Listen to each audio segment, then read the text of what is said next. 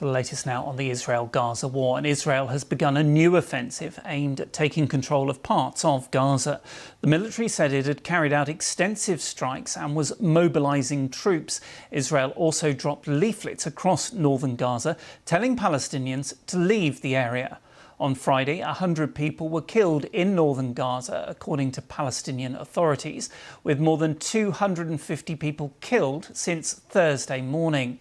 It marks the largest ground assault on northern Gaza since Israel resumed its offensive in March.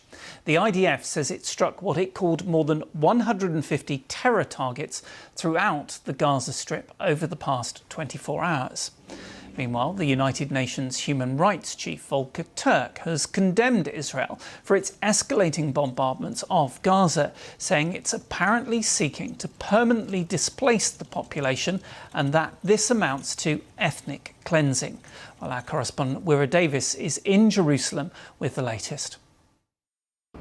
Well, it's no surprise this had been threatened, this had been promised by the Israeli Prime Minister Benjamin Netanyahu, that this advanced military push into Gaza would happen. What we've seen all week actually is steadily increasing Israeli military activity in Gaza. That culminated in Friday in the biggest military operation we've seen for a couple of months now. That was an assault from sea, land and air in northern Gaza, and overnight the IDF, the Israeli military, has said that Operation Gideon's Chariots, as it's been called, is now basically underway, and that is part of a push which involves thousands of Israeli reservists as well as regular soldiers planning to go into Gaza, to occupy much of Gaza and remain there, and to push much of the Gazan population towards the south of the territory.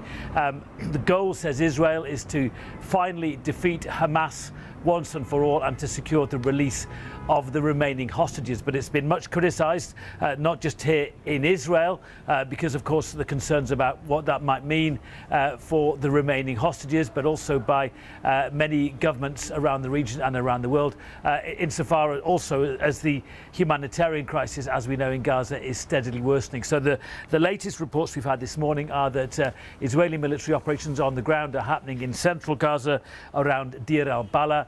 According to reports from Gaza's Civil Defense Agency, there have been several deaths this morning in Israeli airstrikes. So at least 250 people killed over the last couple of days as this Operation Gideon's Chariots gets underway. You mentioned the aid situation. There were these reports of an alternative US-backed proposal to deliver aid to Gaza, and I found it quite interesting that President Trump, in an interview with Fox News, even saying that a lot of people are starving. Yeah, well, look, Israel is coming under increasing pressure from its allies, governments around the region, to lift this embargo, this blockade that has been in place now for more than 10 weeks. No food, no fuel, no medicines have been allowed in. There is an impending famine, says the UN, in Gaza. Hundreds of thousands of people are facing starvation because of the lack of food. And there is pressure, not just from the UN, but from governments like the US. Donald Trump said last night a lot of people are starving. It has to be taken care of. The American Secretary of State, Marco Rubio, said he was troubled by the humanitarian situation in Gaza. The UN says it's ready. It has tens of thousands of tons of aid waiting on the borders to go in and to be distributed. But Israel has, according to many in the Israeli government, lost confidence in the UN, and is trying to organise a separate mechanism, an American-backed private initiative to get aid in. But the UN says, what is the point? Those people don't have the facilities on the ground that we do. Let the UN take care of this. Let the World Food Programme, let the World Health Organization take care of this. They're ready and happy to do it, but thus far Israel has been resisting those calls to allow aid in and to ease the humanitarian crisis in Gaza. There was, I know it was faint hope with Donald Trump in the region that there may be some progress on the ceasefire talks. That hope has gone away now. It hasn't been completely extinguished. My understanding is that Israeli negotiators remained in Doha overnight. But you're right, Donald Trump has left the region. The understanding was that this new ceasefire proposal, the Witkoff plan, would only really be on the table for the duration of Donald Trump's visit to the Middle East.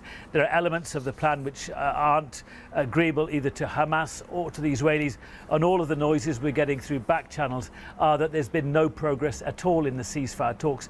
In many ways it's a tragedy, because in the previous ceasefire dozens of Israeli hostages were released, hundreds of Palestinians were freed from Israeli jails, aid was getting back into the Gaza Strip, and people were allowed to move back towards their home areas. Then that process was abandoned by the Israelis, the hostilities resumed, and we are where we are now, with no real hopes of the ceasefire resuming and the resumption or the start of this Operation Gideon's Chariots, this big Israeli military offensive in Gaza.